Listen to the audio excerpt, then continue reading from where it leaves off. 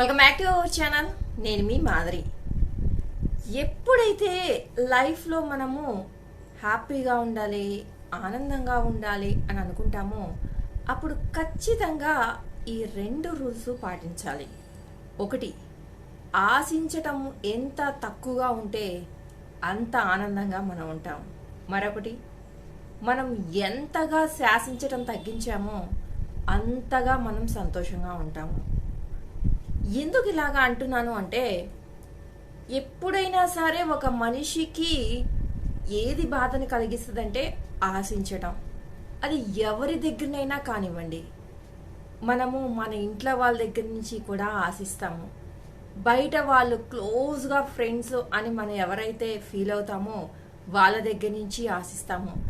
మనము ఎవరికైతే హెల్ప్ చేస్తామో వాళ్ళు మనకి తిరిగి హెల్ప్ కావాల్సినప్పుడు చేస్తే బాగుండు అని చెప్పేసి సహాయం ఆశిస్తాము.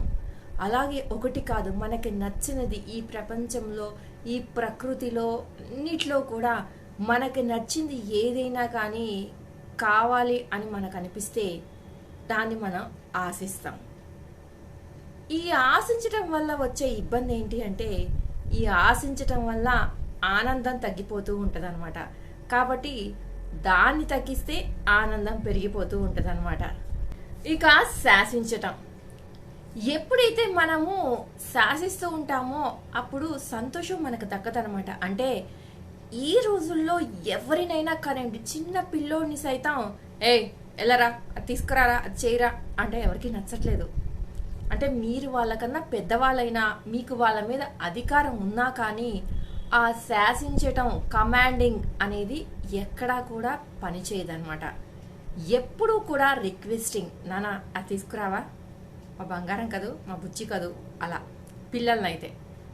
అలాగే మన పార్ట్నర్ కానివ్వండి, ఎవరినైనా కానివ్వండి, నువ్వు ఇది చేస్తావా చస్తావా అంటే ఎవరూ చేయరు. ప్లీజ్ నా కోసం ఇది చేయొచ్చు కదా, చిన్న పనే కదా అని రిక్వెస్టింగ్గా అడిగి చూడండి. ఎంత కోపంలో ఉన్నా, ఎంత చెయ్యొద్దు అని అనుకున్నా మన రిక్వెస్టింగ్ని చూసి అరే బతిలాడేస్తున్నారు, ఫోన్లే చేస్తే ఏముంది అని ఒక చిన్న ఫీలింగ్ను వాళ్ళకి తెప్పిస్తుంది అనమాట.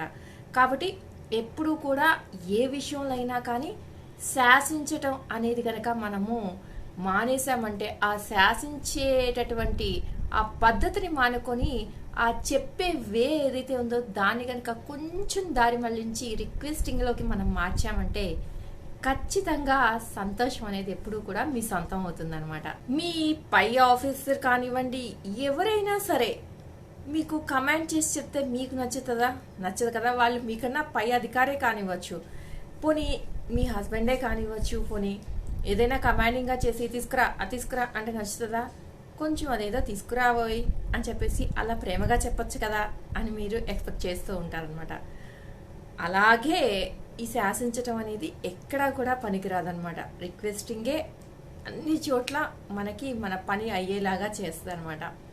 ఇక ఆశించటం, శాసించటం అనేది ఈ 2 కూడా లైఫ్లో తగ్గించుకుంటే మనము హ్యాపీగా లైఫ్ని లీడ్ చేయొచ్చు అనమాట.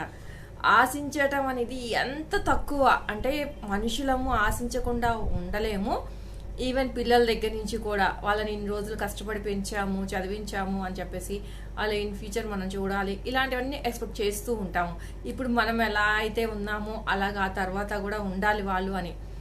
పిల్లలు ఎదుగుతూ ఉన్న కొద్దీ వాళ్ళ డిఫరెంట్ మార్పులు వస్తాయి, డిఫరెంట్గా బిహేవ్ చేస్తారు. బట్ కానీ ఒకటే మనం నేర్పించాలి, పేరెంట్స్ని నెగ్లెక్ట్ చేయకూడదు అని నేర్పించాలి. కానీ వాళ్ళ బాధ్యతలు, వాళ్ళకి పెరుగుతున్న కొద్దీ వచ్చినటువంటి బాధ్యతలను పక్కన పెట్టి మనల్ని చూసుకోవాలి అలాంటివి కాదు. మ్యాక్సిమం వాళ్ళకి పాసిబుల్ అయినంత వరకు మనల్ని చూస్తారన్న ఎక్స్పెక్టేషన్ వరకే మనకుంటే బెటర్.